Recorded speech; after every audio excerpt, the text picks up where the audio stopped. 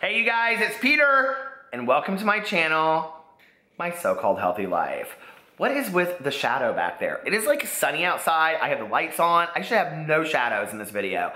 I did just bawl my eyes out though to a booktube video that I did called The Power of a Book. Go check it out, I like literally bawled my eyes out. So anyway, I think crying is healthy for the soul, so I don't really care. I love crying on camera.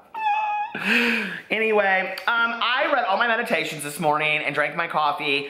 I put up already the peace video that I did from yesterday, so just go check that out today and we will get back on track tomorrow. But today I want to read from Melody Beatties, author of Language of Letting Go, Journey to the Heart. She also wrote Codependent No More, which is like my hands down all-time favorite self-help book. Daily Meditations on the Path to Freeing Your Soul. This is such a great meditation book. All the meditation books that I read on here are listed below. Go check them out. So anyway, I would like to read today, May 6th, Stay Open to Life. I have a tendency to be dogmatic. If I have an experience that's unpleasant, I take a firm stand and say, I'll never go through that again.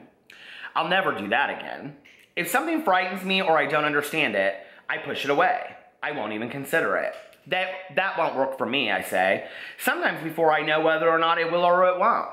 Being dogmatic shuts us down and can shut life out. The universe will challenge our prejudices, though. Without being certain how it happened, we may find ourselves doing the very thing we thought we would never do, liking it, and hearing a quiet voice, the one that comes from our heart, ask, what do you think now? When we're open, we'll find ourselves doing things, sharing things, experiencing things, and liking things we never thought we would or could do. Open your heart, open your mind, open to life and all it holds for you. Let the dogma dissolve. Okay, this is a really, really good meditation for me to remember because I don't put it into practice very often, but when it happens to me, it's interesting how it happens. And I'm gonna tell you guys a little funny story. So back in the day when I worked in treatment, right, we did family groups one night a week. And so like the families would come up and visit on like, I think it was like Wednesday night. And then we had to stay late just on Wednesday nights, right? But I always worked Tuesday through Saturday and the other inpatient counselor worked Sunday through Thursday. So we kind of like overlapped and we were always there for family night.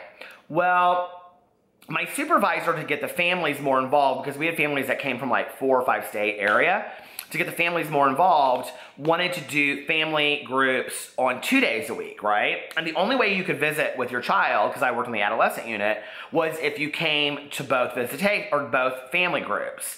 So on she was gonna do Thursdays and Saturdays and Thursdays and Sundays, depending on which counselor you had.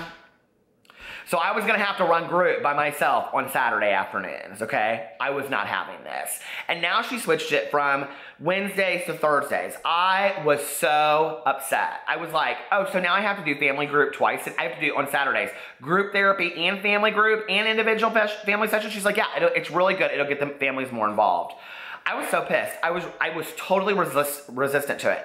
I can't tell you how many times I went into her office before they implemented this, and I was like, I don't want to do this. Like, this is not a good idea, because she'd always kind of see me as her visionary, she said.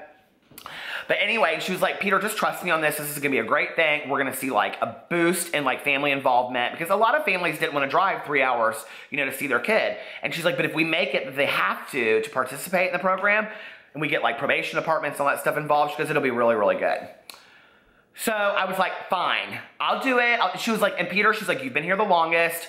Please do this. She's like, people, if they hear you resistant to it, they're going to be resistant to it too. So please, I need you to be behind this. I was like, okay, fine, I'll do it. For you, I'll do it, okay? Let me tell you, 7 years later when I left the treatment program, guess what my favorite thing was? Family group, the family program that we had built. I absolutely loved interacting with the families. I love the 2-day-a-week family program that we had. I got to know the families that I worked with so intensely that like most of those parents still contact me today. Like specifically those parents that lived in the area that I lived were the ones that built my private practice by referring me friends and family of theirs. So it's like so crazy that the thing that I was so The thing that I was most resistant to is the thing that I ended up loving and actually helped me the most, right? And when I was practicing still, I like loved doing family sessions and intensive family work.